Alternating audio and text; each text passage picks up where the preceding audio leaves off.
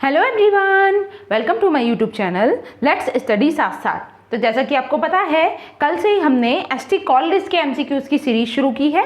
इसी में आज की हमारी वीडियो है। इसमें भी हम एसटी कॉल लिस्ट के जो भी इंपॉर्टेंट क्वेश्चंस हैं उनको हम सॉल्व करेंगे। जैसे कि आप जानते हो, जो भी बच्चे यूपीटीजीटी या फिर एलटी ग्रेड या फिर और भी लिटरेचर के कुछ ऐसे एग्जाम्स हैं जिनकी प्रिपरेशन कर रहे हैं, तो उसमें एसटी कॉलेज को नहीं पूछा जाता है। जैसे आप यूपीटीजीटी का एग्जाम ले लो जिसमें 4 राइटर्स फिक्स्ड हैं, तो उसमें एसटी कॉलेज नहीं है। साथ ही यूपीपीजीटी का जो सिलेबस है उसमें भी एसटी कॉलेज को मेंशन नहीं किया गया है। ठीक है, तो अब ईएमआरएस में स्पेशली जैसे राइटर्स के नेम दिए हुए हैं एज वाइज, तो उसमें एसटी कॉलेज को मेंशन किया गया है। तो ये वीडियो उन सबके लिए इम्पॉर्टेंट है जो भी ईएमआरएस की प्रिपरेशन कर रहे हैं। चलिए शुरू करते हैं। First question, what did Coleridge aim as a critic? As a critic Coleridge का मेन एम क्या था? ऑप्शन है, Coleridge believe that literary criticism should focus on gender based discrimination in the field of literature.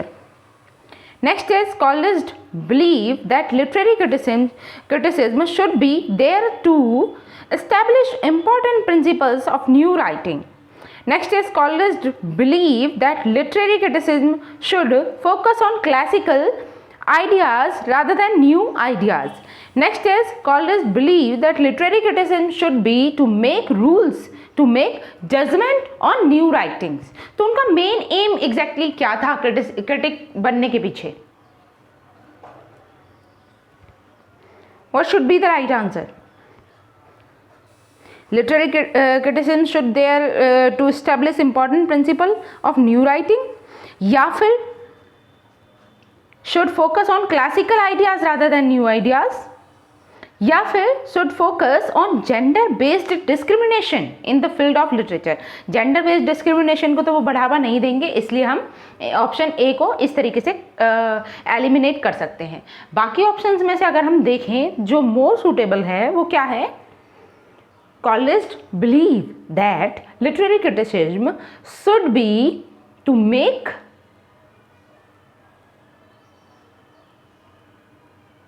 Rules to make judgement on new writings. क्या हो सकता है इसका right answer? Yes, इसका जो राइट आंसर है वो है option number B. Coleridge believe that literary criticism should be there to establish important principles of new writing. तो न्यू राइटिंग के लिए जो इंपॉर्टेंट सिद्धांत हैं, इंपॉर्टेंट प्रिंसिपल्स हैं, उनको एस्टैब्लिश कर पाए लिटरेरी क्रिटिसिज्म के द्वारा। ठीक है, ये मेन एम था। Option number B is the right answer. Next is second question, what influenced Kubla Khan? ST Coleridge का एक वर्क है जिसका नाम है कुबला खान। ठीक है, ये एक अनफिनिश्ड वर्क है। ठीक है, कंप्लीट नहीं कर पाए थे इसे। और ये मतलब इन्फ्लुएंस्ड किस चीज़ का है इस पे? What influenced Kubla Khan? Kubla Khan को किसने इन्फ्लुएंस किया, प्रभावित किया? Options are William Wordsworth, an accident, childhood experience, या फिर ओपियम्स विजन। क्या हो सकता है इसका करेक्ट आंसर?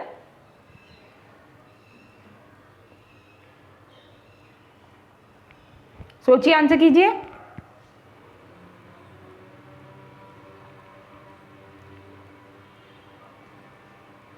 यस, यहां जो राइट आंसर है वो है ओपियम विजन। ठीक है, option number D is the correct answer, opium vision. Third question is, who was reverend John Coleridge? बताइए, हु वाज जॉन कॉलिस्ट? आप ऐसे ही समझ लीजिए कि ये जॉन कॉलिस्ट कौन थे, ये पूछा जा रहा है। ST Coleridge younger brother, ST Coleridge elder brother, या फिर ST Coleridge father? John Coleridge किसका नाम होता है? सोचिए, आंसर कीजिए। यस, एसटी कॉलिस्ट के फादर का नेम था John Coleridge. Option number C is the correct answer. Next is, which of these is not a poem by ST Coleridge? तो इनमें से वो कौन सी पोएम है जो एसटी कॉलिस्ट की नहीं है? The lamp, rime of the ancient mariner, frost at midnight, dejection and ode.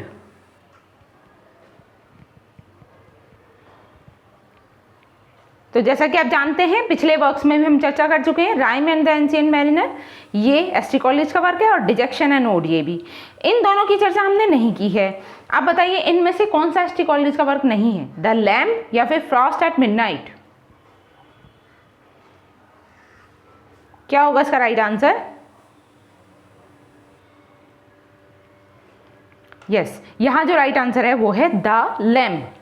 ठीक है, this is not the work written by ST college.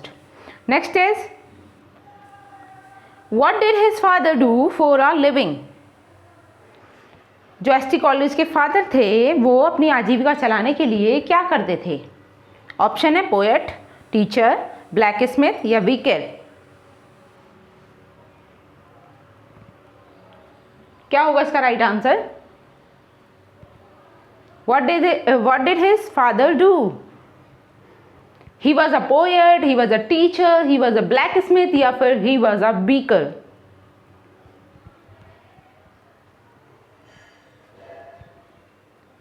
क्या हो सकता है इसका correct answer?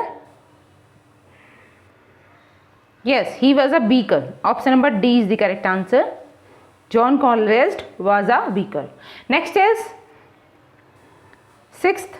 Coleridge was famous for his huge compelling eyes. What color were they? Coleridge जो थे वो बहुत ही फेमस थे अपनी आईज के लिए, आंखों के लिए। उनके आंखों का रंग कैसा था? Options are brown, green, grey, blue.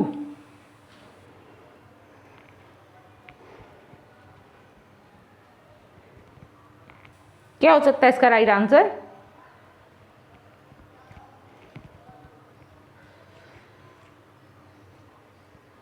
Yes, the color was gray. Option number C is the right answer, gray. Next is seventh. Which of his creations also compelled his listeners with his eyes? कौन सी उनकी creation है जो उनके listeners को compel करती है उनकी खुद की आंखों के जरिए? मतलब इस एक ऐसा मान लीजिए कि ये एक ऑटोबायोग्राफिकल एलिमेंट की तरह आता है। ऑप्शन है the rhyme of the ancient mariner, कुबला Khan, lamp या फिर dejection and odd.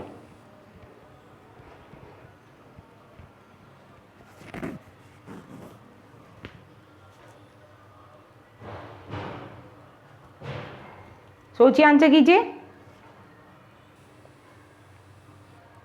Yes, the correct answer is the rime of the ancient mariner. Option number A is the right answer. Next is Coleridge married a girl called Sarah Freckle, who was married to her sister. Coleridge ने एक सारा नाम की लड़की से शादी की थी, सारा फ्रीकल। लेकिन अब यहाँ पे पूछा जा रहा है who was married to her sister. सारा फ्रीकर की जो सिस्टर थी उनसे कौन मैरिज करता है?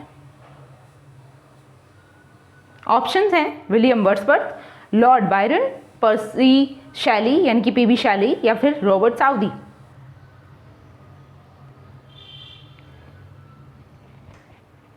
सोचिए, आंसर कीजिए।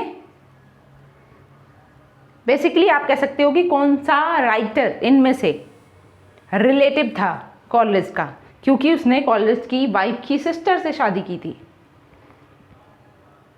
ऑप्शंस आपके सामने हैं। क्या वो विलियम वर्ड्सवर्थ हैं, लॉर्ड बायरन है, पीबी शैले हैं या फिर रॉबर्ट साउदी हैं?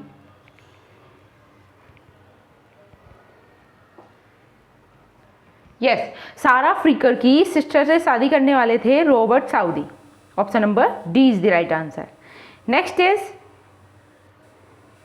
Coleridge was for much of his life obsessed with another Sarah, who was married to her sister.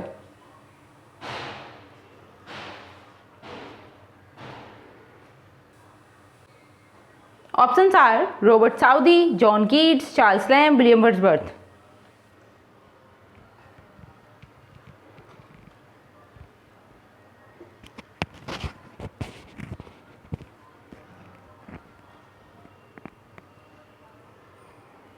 I think ये क्वेश्चन थोड़ा कंफ्यूजिंग है, हम इसे स्किप करते हैं। इसे मैं दोबारा एक बार स्टडी करके दोबारा लाती हूँ।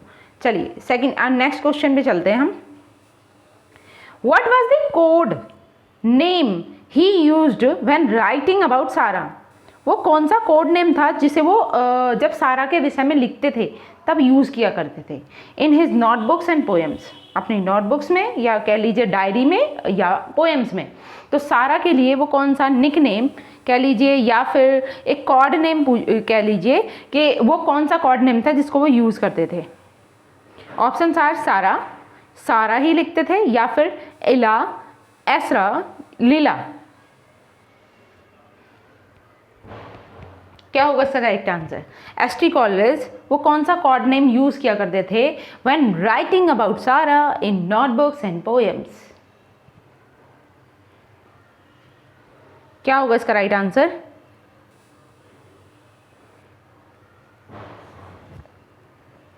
Yes, he use the name Asra. Option number C is the right answer, Asra. Next is who wrote youth and age? ये जो वर्क है वो किसने लिखा है? Youth and age. Options are ST Coleridge, William Wordsworth, both या none. अब यहाँ पे कंफ्यूजन उठता है कि विलियम वर्ड्सवर्थ और एसटी कॉलेज ने काफ़ी सारे वर्क कंबाइन होकर करे हैं, ठीक है, तो क्या ये भी वर्क है जो दोनों ने लिखा है? सोचिए, आंसर कीजिए। यूथ एंड एज, या कॉलेज ने अकेले लिखा है या फिर वर्ड्सवर्थ के साथ मिलकर लिखा है? क्या होगा इसका right answer?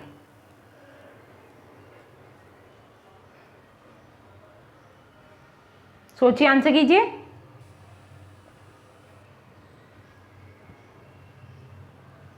Yes, youth and the age ये जो वर्क है वो एसटी कॉलेज के द्वारा लिखा गया है, ठीक है। Option number A is the correct answer, ST Coleridge. Next is 12 which poems first draft was a letter to Sara? कौन सी पोएम का पहला ड्राफ्ट ही एक लेटर था जो सारा के लिए लिखा गया था? Options are festival, this lime tree, bower my prison, dejection and ode, या फिर फ्रॉस्ट एट मिडनाइट। बताइए क्या हो सकता है इसका राइट आंसर? वो ऐसा कौन सा वर्क है जिसका जो फर्स्ट ड्राफ्ट है वो एक लेटर था जो सारा के लिए लिखा गया था? क्रिस्टेबल का, this lime tree, bower my prison का, या फिर dejection and ode, frost at midnight?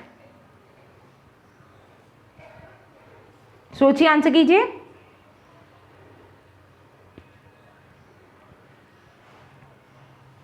Yes, इसका जो राइट आंसर है वो है dejection and ode. Option number C is the right answer, dejection and odd.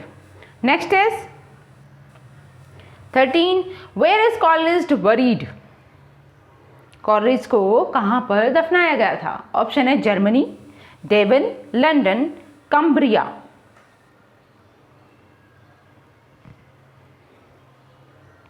क्या होगा इसका राइट आंसर?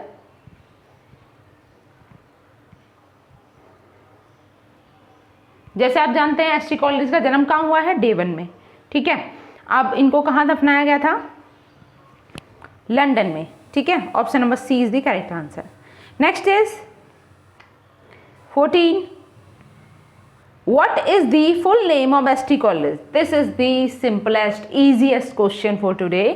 तो एसटी कॉलेज का कंप्लीट नेम क्या है? हाँ, एक चीज़ और ध्यान रखनी है, स्पेलिंग भी आपको करेक्टली याद होनी चाहिए। सैमुअल टाइलर कॉलेज, ठीक है।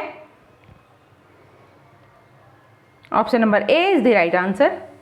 Moving to the next question. 15 days in which year Coleridge meets Wordsworth? वो कौन सा ईयर था जब कॉलेज की मुलाकात किससे होती है? विलियम वर्ड्सवर्थ से होती है। ऑप्शंस आर 1795, 1785, 1798 या फिर 88।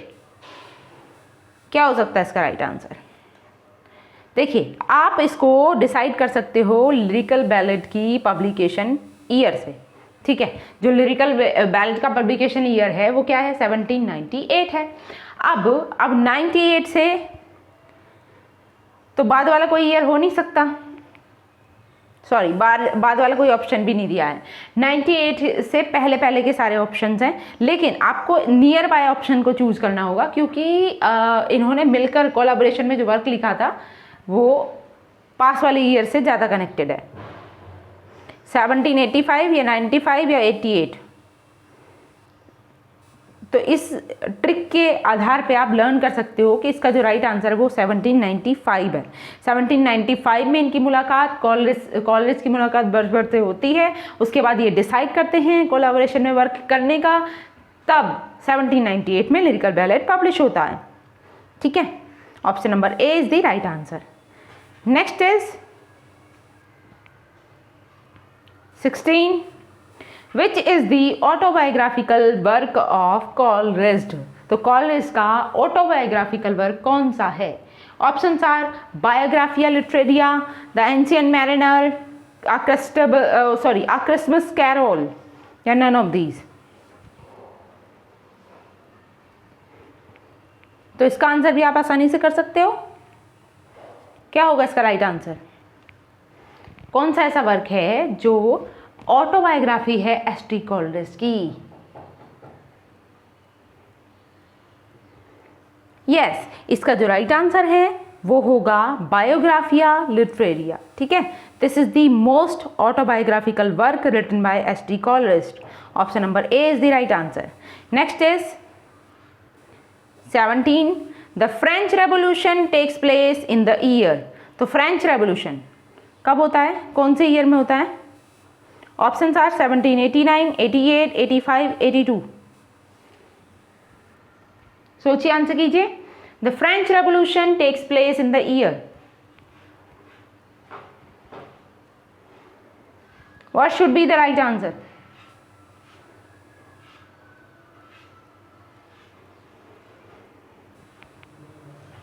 यस, फ्रेंच रेवोल्यूशन कब होता है? 1789 में। Option number A is the right answer. Moving to the next question. 18 is the phrase willing suspension of disbelief is applied to Coleridge. तो willing suspension of disbelief is applied to Coleridge.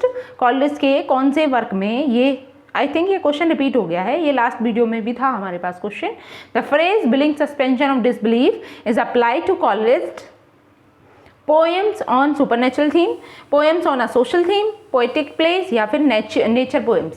तो यहाँ पे जो right answer है वो है poems on supernatural themes। ठीक है, option number A is the right answer. Moving to the next. 19 is in which poem of Coleridge a place Xanadu occur। एक प्लेस है Xanadu, तो ये जो प्लेस है Xanadu ये कहाँ पे अकर होता है, कौन सी पोएम में?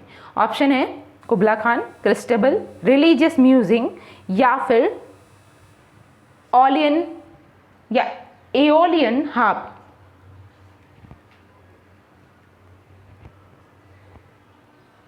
सोचिए, आंसर कीजिए, क्या होगा इसका राइट आंसर? कॉलरिज की कौन सी पोएम में ये जो प्लेस है Xanadu ये अकर होता है?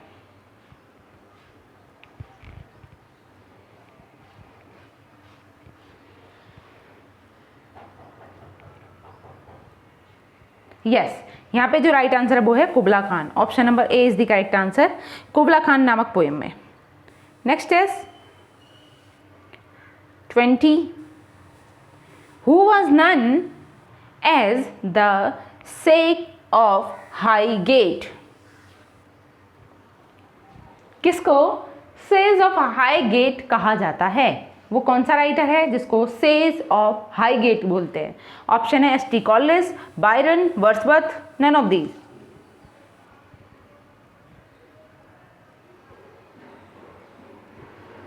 क्या हो सकता है इसका right answer? The sage of Highgate, ये जो निकनेम दिया गया है वो एस.टी. कॉलरिज को ही दिया गया है। Option number A is the right answer. ST. Coleridge is known as the sage of Highgate. Next is 21, where did Charles Lamb meet Coleridge. कहाँ पर चार्ल्स लैम्ब की मुलाकात कॉलरिज से होती है?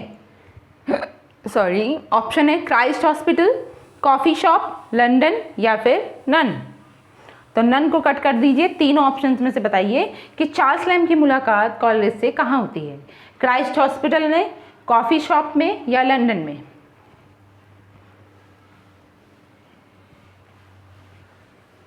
सोचिए, आंसर कीजिए। और हाँ, जैसा कि इसके नाम से तो लगता है कि ये हॉस्पिटल होगा, क्राइस्ट हॉस्पिटल, लेकिन ये हॉस्पिटल नहीं होता है, ये स्कूल का नेम होता है, ये भी ध्यान रखना है। और चार्ल्स लैम्ब की मुलाकात कॉलेज से यहीं पर होती है। कहाँ पर? Christ hospital. Option number A is the right answer. It was an school, it was a school. Next is, in which year college won the brown gold medal? Brown gold medal college ने कौन से year में जीता था? Option है 1792, 88, 45, 66। बताइए वो कौन सा ईयर था? 1792 था, 1788, 1745 या फिर 66? सोचिए, आंसर कीजिए। In which year college won the brown gold medal?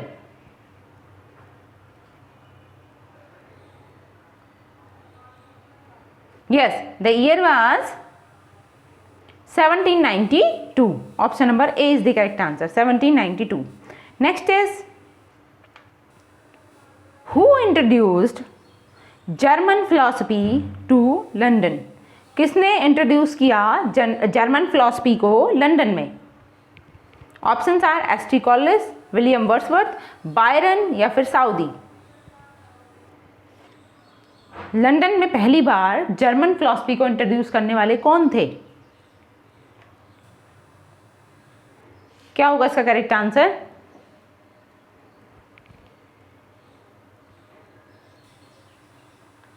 सोचिए, आंसर कीजिए।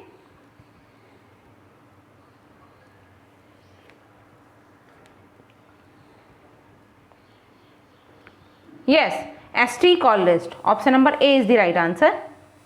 Next is 24. The prophetic lay refers to. ये जो फ्रेज है एक तरीके से द प्रोफेटिक ले, ये किसको रेफर की गई है? द प्रिल्यूड को, कुबला खान को, कस्टबल को, या एक तरीके से एक सबटाइटल है उस पर्टिकुलर वर्क का, तो कौन से वर्क का है? द प्रिल्यूड का, कुबला खान का या फिर कस्टबल? द प्रोफेटिक ले। सोचिए, आंसर कीजिए।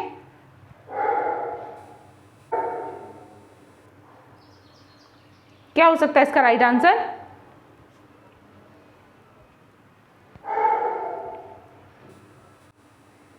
यस, द प्रोफेटिक ले। It is the subtitle of Prelude, the Prelude. Option number A is the right answer, the Prelude. Next is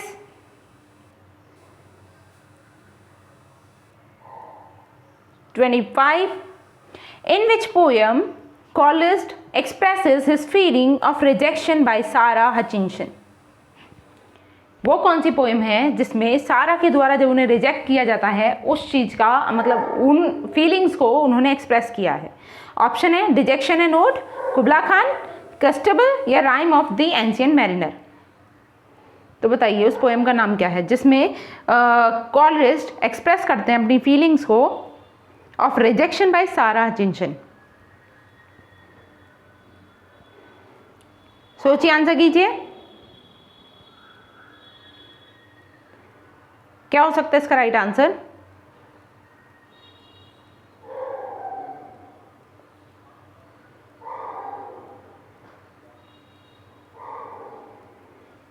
yes, यहाँ जो करेक्ट आंसर है वो है डिजेक्शन एंड ओड।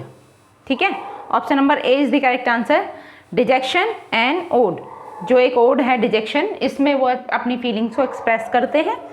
ठीक है, now next question 26. In which year Biographia Literaria published?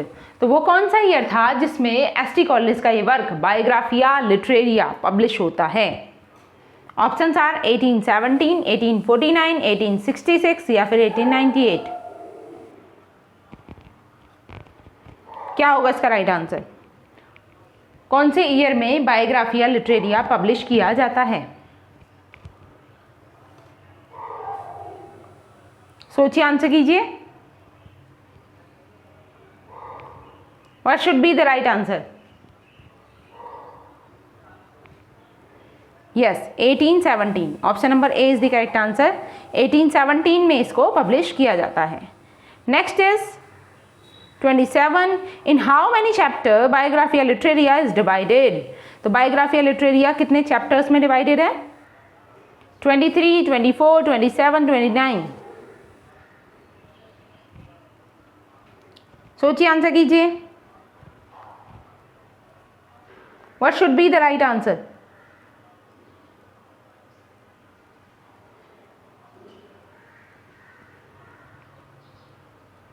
Yes, Biographia Literaria में total कितने chapters हैं? तो टोटल 23 चैप्टर्स में इसको डिवाइड किया गया है। ठीक है, option number A is the correct answer. Moving to the next. In which poem Coleridge described 2 stages of life? कौन सी पोएम में कॉलिस्ट ने लाइफ की, जीवन की 2 स्टेजेस को डिस्क्राइब किया है? अब जैसा कि नाम से ही पता चल रहा है, यूथ एंड एज, कुबला खान, क्रिस्टेबल या फिर क्रिसमस कैरोल। क्या हो सकता है इसका राइट आंसर, बताइए। यूथ एंड एज है, कुबला खान है, क्रिस्टेबल है या फिर क्रिसमस कैरोल? जिसमें एक ऐसी पोएम जिसमें कॉलिस्ट ने डिस्क्राइब किया है जीवन की 2 अवस्थाओं को। यूथ एंड एज, कुबला खान, क्रिस्टेबल या फिर क्रिसमस कैरोल? तो क्या हो जाएगा यहाँ पे right answer?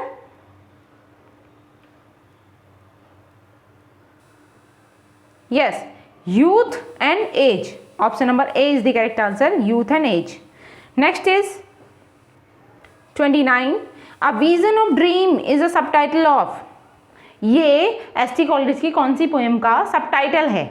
A vision of ड्रीम। Options are Kubla Khan, a Christmas carol, Christabel, none of these. A vision of dream. सोचिए, आंसर कीजिए। कॉलिस्ट की कौन सी पोएम का ये सबटाइटल है? A vision of dream. क्या हो सकता है इसका करेक्ट आंसर? यस, ये सबटाइटल है कुबला खान का। ठीक है, option number A is the right answer, Kubla Khan. Next is question number 30। Who says gentle hearted Charles for Charles Lamb? किसने चार्ल्स लैम के लिए कहा है gentle hearted Charles? Options are ST. Coleridge, William Wordsworth, Byron या फिर Southey. सोचिए, answer कीजिए।